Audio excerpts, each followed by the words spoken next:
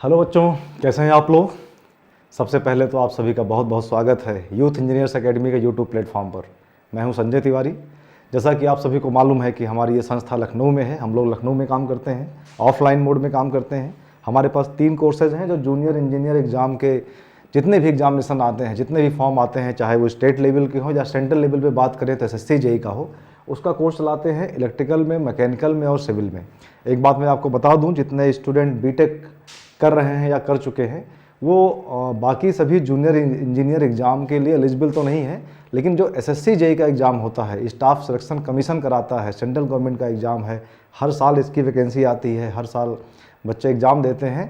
इसमें बीटेक के स्टूडेंट भी एलिजिबल हैं, ऐसा बहुत सारे बच्चों को कन्फ्यूजन रहता है। ठीक है, तो इसका हमारे पास ऑफलाइन बैच है लखनऊ में, हम लोग पढ़ाते हैं। उसके अलावा हमारे पास TG2 टेक्निकल ग्रेड 2 का एक कोर्स, एक पद आता है, बिजली विभाग में आता है ना, स्टेट में आता है, अदर स्टेट में भी आता है। उसमें इलेक्ट्रीशियन का एक पद निकलता है, उसके लिए हमारे पास ऑनलाइन और ऑफलाइन दोनों मोड में कोर्स है। ठीक है, तो ये 2 टाइप के कोर्सेज में हम लोग डील करते हैं। और इसके लिए हमारे पास एक ऐप है, आप चाहें तो प्ले स्टोर पर जाकर ये ऐप आप डाउनलोड कर लें। Youth engineers academy private limited search करेंगे, सर्च करने पर आपको ये लोगो मिलेगा, वहाँ से डाउनलोड कर लें। उससे हमारे जो ऑनलाइन मटेरियल हैं, स्टडी मटेरियल हैं और जो ऑनलाइन कोर्सेज हैं TG2 के हैं या SSC JEE का नॉन टेक कोर्स है, उसको वहाँ से आप परचेज़ कर सकते हैं, पढ़ सकते हैं। ठीक है, तो जैसा कि आपको मालूम है कि मैं मैकेनिकल से हूँ और हम लोग इस समय इंजीनियरिंग मैकेनिक्स का सब्जेक्ट लेके चल रहे हैं। उसमें करीब 11-12 लेक्चर हो चुके हैं और इस समय हम लोग जो पहला चैप्टर पढ़ा है, हम लोगों ने फोर्स एनालिसिस, रिजल्टेंट निकालना सीखा है। उस रिजल्टेंट निकालने के आज इस समय हम लोग प्रॉब्लम को डील कर रहे हैं। उसी क्रम में आज हमारे पास ये प्रॉब्लम, चौथा प्रॉब्लम है। 3 प्रॉब्लम हम लोग कर चुके हैं और ये आज चौथा है। और ये बहुत अच्छा एक सवाल है, इसको करके देखते हैं। इससे हमें काफ़ी कुछ फोर्स के बारे में, कैसे उसको रिजॉल्व करना है, इसके बारे में बहुत अच्छा आइडिया होने वाला है। आइए देखते हैं पहले ये क्वेश्चन क्या है। तो इस क्वेश्चन को ज़रा गौर से पढ़िए, ध्यान से। आपको देख पा रहे होंगे, थोड़ा बड़ा कर देते हैं इसको तो शायद ज़्यादा दिखाई पड़ेगा। ठीक है, ये देखिए, ये प्रॉब्लम है। डायग्राम को देखा जाए, इस प्रॉब्लम को पढ़ा जाए तो लिखा है the cable AB prevent bar OA from rotating clockwise, about the pivot point O. If the cable tension is 750 Newton, find the N and T component. N का मतलब है नॉर्मल and T का मतलब है टेंजेंशियल, है ना, component of this force acting on point A of the bar. ठीक है, जरा इस क्वेश्चन को समझा जाए कि कहना क्या चाह रहा है। ठीक है, बहुत ध्यान से देखिए। इसको देखा जाए, येलो कलर ले लें या ब्लैक ही ले लें। ठीक है, रेड ले लेते हैं। ठीक है, आइए देखा, ये एक रॉड है OA जो कि O पॉइंट पर हिंज है। हिंज होने का मतलब है रॉड ये इस टाइप से मूव कर सकती है। इसका वेट नहीं दिया है, लेकिन रॉड भारी होगा। अगर ये जो धागा बंधा है, AB जो स्ट्रिंग है ना, इसको अगर काट दिया जाए तो ये रॉड कुछ ऐसे गिर जाएगी। ठीक है, ये बात समझ में आ गई। अब इस AB धागे से इसको A पॉइंट पे यहाँ पे बांधा गया है और B पॉइंट पर यहाँ पे बांधा गया है। इसकी मदद से इसको रोका गया है। तो जाहिर सी बात है, अब धागे की मदद से इसको रोका गया है तो धागे में आपको एक तनाव महसूस होगा, है ना। जो तनाव महसूस होगा वही हमें टेंशन दिया गया है कि टेंशन कितनी है, 750 Newton. If the cable tension is 750 Newton, जो केबल है उसमें जो टेंशन है वो 750 न्यूटन है। और बच्चों, हम लोग को सबको मालूम है कि हम लोग टेंशन का साइन, अगर कोई भी मेंबर हमारा टेंशन में है तो टेंशन का साइन हम ऐसे बनाते हैं, और अगर कोई भी मेंबर कंप्रेशन में है तो उसका साइन ऐसे बनाते हैं। ये ऐसा क्यों बनाते हैं, इसकी चर्चा हम लोग एक दिन कर लेंगे कि वाई, है ना। अभी आप यहाँ पे ये समझें कि हम टेंशन का साइन ये है और कंप्रेशन का साइन ये है। तो क्वेश्चन क्या कह रहा है कि आपको गिवन है कि ये जो आपका केबल है, केबल AB है, टेंशन में है। इसका मतलब अगर मैं इसमें एक साइन ऐसे बना देता हूँ तो इसमें कोई बुरी बात नहीं है, यही टेंशन T है। ठीक है ना। अब बात यह हो गई कि ये जो टेंशन T है, ये इस एरो को देखेंगे तो ये क्या कह रहा है, ये कह रहा है कि B पॉइंट को इधर खींचना चाह रहा है। एक अगर A पॉइंट को देखेंगे, इस एरो को देखेंगे तो ये A पॉइंट को इधर खींचना चाह रहा है। ठीक है ना। हमें रॉड की BD बनाकर देखना है कि रॉड पे ये फोर्स कैसे लग रहा है। तो आप क्या कहेंगे, अगर इस लाइन को मैं ऐसे एक्सटेंड कर दूं, this is the tension on this rod, इस फोर्स की वजह से ये रॉड नीचे नहीं जा रहा है, बैलेंस है ना। अब कह कुछ नहीं रहा है, वो कह रहा है कि आपको ज़्यादा कुछ काम नहीं करना है, सिर्फ ये बता दीजिए कि इस टेंशन का नॉर्मल कंपोनेंट और हॉरिजॉन्टल कंपोनेंट क्या है, जो कि बहुत आसान सा काम है। हमें मालूम है कि अगर कोई भी फोर्स हमें दिया हो, उसका x और y कंपोनेंट निकालना है। अगर ये एंगल थीटा है, अगर ये फोर्स P है, तो हम कहते हैं this is P cos theta and this is P sin theta, यही तो दिया होता है। तो हमें यही P cos थीटा और P sin थीटा की वैल्यू निकालनी है। मीन्स अगर इसको यहाँ पे देखा जाए, यहाँ आप देखिए ज़रा ध्यान से, तो अगर इसको रिजॉल्व करेंगे तो इसका एक कंपोनेंट इधर जाएगा जिसको आप कहेंगे, और एक कंपोनेंट इसका इस तरफ जाएगा। बात रही एंगल की, एंगल गिवन नहीं है, वही काम हमारे पास बचा है कि भाई एंगल निकालना पड़ेगा। तो अगर हम इस एंगल को हम मान लेते हैं, सपोज दैट कुछ अल्फ़ा सा मान लेते हैं, ये अल्फ़ा है, तो आप ये कह सकते हैं ना कि ये फोर्स कितना हो जाएगा, T sin अल्फ़ा, और ये फोर्स हो जाएगा T cos अल्फ़ा, ठीक है। तो T sin alpha, T cos alpha ही आंसर हमें निकाल के देना है, इससे ज़्यादा कुछ करना नहीं है, ठीक है। अच्छा, अभी खाली मुसीबत की बात यह है कि हमें ये अल्फ़ा की वैल्यू नहीं मालूम है। सारा खेल, सारा काम इसीलिए करना है। बहुत आसान सा प्रॉब्लम है, थोड़ी ज्योमेट्री, थोड़ी ट्रिग्नोमेट्री, मैकेनिक्स तो खाली इतनी सी है ना। अच्छा देखिए, ये आंसर दिया गया है नेगेटिव में, क्योंकि जो क्वेश्चन में टेंजेंशियल कंपोनेंट को इधर माना है, तो हमने इधर माना है, हमारा आंसर पॉजिटिव में ही आना चाहिए। हाँ, ये वैल्यू मैच करनी चाहिए। माइनस का मतलब क्या है, क्योंकि क्वेश्चन में टेंशन इधर दिया गया है तो हम इधर एज्यूम कर रहे हैं, तो जाहिर सी बात है हमारा आंसर जो आएगा वो पॉजिटिव में आएगा, लेकिन इसके हिसाब से उसका आंसर नेगेटिव में आना चाहिए। तो खैर, इस माइनस से कोई बहुत ज़्यादा फर्क हमको पड़ेगा नहीं, ये वैल्यू हमारी मैच करनी चाहिए। तो आइए ज़रा देखते हैं कि कैसे इस क्वेश्चन की ज्योमेट्री को सॉल्व किया जाए, इसको अपनी इनिशियल पोजीशन पे पहुंचा दिया जाए। ठीक है, आइए चलिए आइए देखें कि क्या कर सकते हैं इसमें, कैसे एंगल अल्फ़ा कैसे निकलेगा। एंगल अल्फ़ा निकालना ही एक काम है, ठीक है।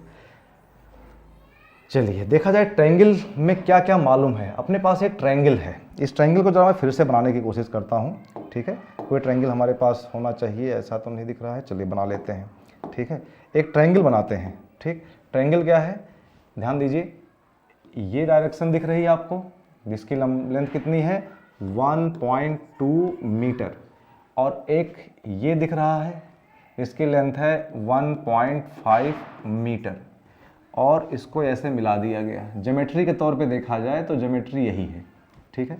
इस पॉइंट का नाम B है, और इस पॉइंट का नाम A है, और इस पॉइंट का नाम O है, इतना सा है। और क्योंकि ये जो एंगल है, देखिए ध्यान से, अगर इसको एक्सटेंड कर दें, हम इसको अगर एक्सटेंड कर दें तो 60 डिग्री का एंगल दिया गया है, ठीक है। 60 डिग्री का एंगल दिया गया है, देखिए ज़रा, एक मिनट। 60 का एंगल आपको मालूम है कहाँ से एंगल है, वो एंगल आपको इधर से देखा जाए तो ये एंगल 60 है। This angle is given as 60 degree, ठीक है ना। अब इसी में हमें सारा काम करना है।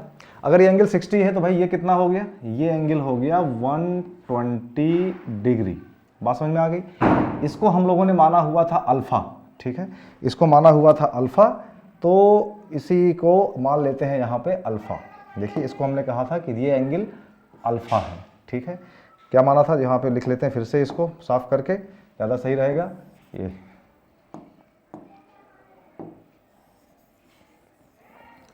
इसी में लिख लेते हैं। तो आपने कहा था कि दिस एंगल इज अल्फ़ा। कौन सा एंगल, इसको आपने कहा था कि ये टेंशन जा रही है T, और इधर फोर्स आया था इस तरफ, इसको कहा था T sin अल्फ़ा, और इसे कहा था T cos अल्फ़ा, जबकि ये एंगल आपने कहा था अल्फ़ा है। इसी ज्योमेट्री को मैं दिखा रहा हूँ, ठीक है। अगर ये एंगल मालूम है तो हमें ये कितना हो जाएगा, दूसरा एंगल, ये कैसे निकालेंगे। ट्रायंगल के तीनों एंगल का सम कितना होता है 180। 180 में से ये तो 120 निकल गया, ठीक है, और उसके बाद ये अल्फ़ा निकल गया, ठीक है ना। अल्फ़ा निकल गया तो एंगल क्या बचा, angle ABO। Angle A B O, it will be this value. तो ये कितना हो जाएगा 60 माइनस अल्फा, इसको हम कहेंगे 60 माइनस अल्फा। मेरे ख्याल से यहाँ तक किसी को कोई दिक्कत नहीं है। हमें इस तरीके से एक ट्रायंगल के तीनों वैल्यू मिल चुकी हैं, एक अल्फ़ा है, एक 120 है, एक 60 माइनस अल्फ़ा है, ठीक है ना। अब क्या करना है, अच्छा उसके अलावा हमें क्या मालूम है, इसी ट्रायंगल के दो आर्म मालूम है, दो भुजाएं मालूम है, एक 1.2 मीटर, एक 1.5 मीटर। हमें कुछ दिखाई पड़ रहा है कि अगर साइन रूल का हेल्प लिया जाए तो साइन रूल का हेल्प लेकर हम इसमें कुछ काम कर सकते हैं और अल्फ़ा की वैल्यू कुछ निकाल सकते हैं, ठीक है। बहुत ध्यान से देखा जाए भाई, अभी केवल ज्योमेट्री का खेल है, अभी केवल ज्योमेट्री का खेल है। साइन रूल क्या लगाया जाए, आपको पता है ट्रिग्नोमेट्री का साइन रूल कि वो एंगल और आर्म के बीच के रेशियो को दिखाता है। तो मान लीजिए हमने 1.2 मीटर लिया, BO लिया, तो हम क्या लिख सकते हैं, 1.2 मीटर अगर लेते हैं तो हम लिख सकते हैं 1.2 डिवाइड बाई, इसके सामने का एंगल कौन सा हुआ, alpha, 1.2 divide by sine alpha equal to 1.5। अगर वो भुजा ली 1.5 लिया तो इसके सामने का angle this one is that is sine 60 minus alpha. बात समझ में आ रही है ना। ये हमने साइन रूल लगाया और साइन रूल में वैल्यू आ गई। इसी को हमें सॉल्व कर लें तो केवल एक अल्फा ही ऐसा अननोन दिखाई पड़ता है जिसको निकालना पड़ेगा, ठीक है। चलिए सॉल्व कर लेते हैं, ठीक है। क्रॉस मल्टीप्लाई कर दें तो लिख सकते हैं 1.2 sine 60 minus alpha is equal to 1.5 sine alpha, ठीक है। इसके अलावा आपको एक फॉर्मूला मालूम है, साइन ए माइनस बी क्या होता है, equal to sine A into cos B minus cos A into sine B, है ना। ये आपको फॉर्मूला मालूम है, यही फॉर्मूला यहाँ अप्लाई करने की बात हो रही है। तो कैसे अप्लाई करेंगे, 1.2 within bracket sine 60 into cos alpha minus cos 60 into sine alpha equal to 1.5 sine alpha. इस तरीके से आपको साइन 60 या कॉस 60 की वैल्यू मालूम है, √3/2 और 1/2, ठीक है। वो सारी वैल्यू यहाँ पे आप पुट कर देंगे, साइन से इसको डिवाइड कर देंगे तो आपको एक रेशियो मिल जाएगा जो कि मैंने पहले से निकाल कर रखा था। आपको मिल जाएगा कि tan alpha is equal to मिल जाएगा यहाँ, इसको सॉल्व करेंगे, इसको यहाँ पे सॉल्व करने के बाद आपको मिलेगा tan अल्फा इक्वल टू 0.494। यहाँ से आप अल्फ़ा निकाल सकते हैं, अल्फ़ा इक्वल टू क्या हो जाएगा, tan इनवर्स 0.494 और ये अल्फ़ा की वैल्यू डिग्री में आपको जो मिल जाएगी वो मिल जाएगी 26.32 डिग्री। ये बड़ा काम हो गया, जो हमें एंगल नहीं मालूम था वो हमने निकाल दिया, ठीक है। मैंने केवल बीच में कैलकुलेशन छोड़ा हुआ है, ये आपके लिए छोड़ा है, इतना काम आपको करना चाहिए, ठीक है। ये जो सॉल्व करना है यहाँ तक पहुँचा दिया है, इसको आप करके अल्फ़ा की वैल्यू निकाल लेंगे 26.32, ठीक है। यहाँ तक किसी कोई समस्या आपको लगता है कुछ स्क्रीनशॉट लेना चाहिए तो ले लीजिए, ठीक है। अब आते हैं कि अल्फ़ा मिल गया है तो बचा क्या, कुछ बचा नहीं रह गया, केवल इसमें वैल्यू रखनी है, ठीक है। आइए देखा जाए, इसको थोड़ा सा इधर लाते हैं, इधर आइए भाई। हमें अल्फ़ा की वैल्यू कितनी मिल गई है, 26.32। जब अल्फ़ा की वैल्यू 26.32 मिल गई है तो T sine alpha T cos alpha कितना हो जाएगा, बस ये देख लेना है। देयरफॉर ठीक है, यहाँ देखा जाए टी कॉस अल्फ़ा, तो टी की वैल्यू क्या है 750 और अल्फ़ा की वैल्यू क्या है 26.32, कॉस 26.32 डिग्री। इसको आप सॉल्व कर लेंगे, टी कॉस अल्फ़ा ये क्या हो जाएगा हमारा नॉर्मल कंपोनेंट, इसको आप कह रहे हैं टी एन इक्वल टू क्या है, मतलब नॉर्मल टेंशन का normal component T N, answer दिया गया है टी एन के फॉर्म में। तो ये वैल्यू हो गई टी कॉस अल्फ़ा, सॉरी गड़बड़ हो गया, ये टी एन तो साइन अल्फ़ा है, ये हमारा टी टी है, ठीक है। टी टी, इसको लिखा जाएगा टी टी, टेंजेंशियल कंपोनेंट है ना, कॉस अल्फा तो टेंजेंशियल कंपोनेंट है, कॉस अल्फा तो टेंजेंशियल कंपोनेंट है ना, तो इसको लिखेंगे टी टी के नाम से, ये टी टी टेंजेंशियल कंपोनेंट और नॉर्मल कंपोनेंट। तो ये हो गया टी कॉस अल्फा। इसको सॉल्व कर लेंगे, सॉल्व करके देख लीजिए कितना आता है कैल्सी निकाल के, टी कॉस अल्फा। तो आप लिखेंगे कैल्सी में 750 कॉस 26.32 इक्वल टू, ये आ रहा 672.24, ये मेरी कैल्सी में आंसर आ रहा है। तो यहाँ पे आ रहा है आंसर 672, ठीक है ना। तो आपका जो टेंजेंशियल कंपोनेंट है एक आंसर आ गया, ठीक है। अच्छा फिर मैं कह रहा हूँ यहाँ पे प्लस आया है, माइनस नहीं आया है, क्योंकि हमने इस तरफ को पॉजिटिव माना है। इन्होंने पूछा है माइनस इसलिए दिया है क्योंकि क्वेश्चन में टेंजेंशियल कंपोनेंट इधर माना गया था। तो हम अगर क्वेश्चन को फॉलो करना चाहते हैं तो क्वेश्चन के हिसाब से ये वैल्यू हमारी माइनस में आ रही है, ठीक है, ओके।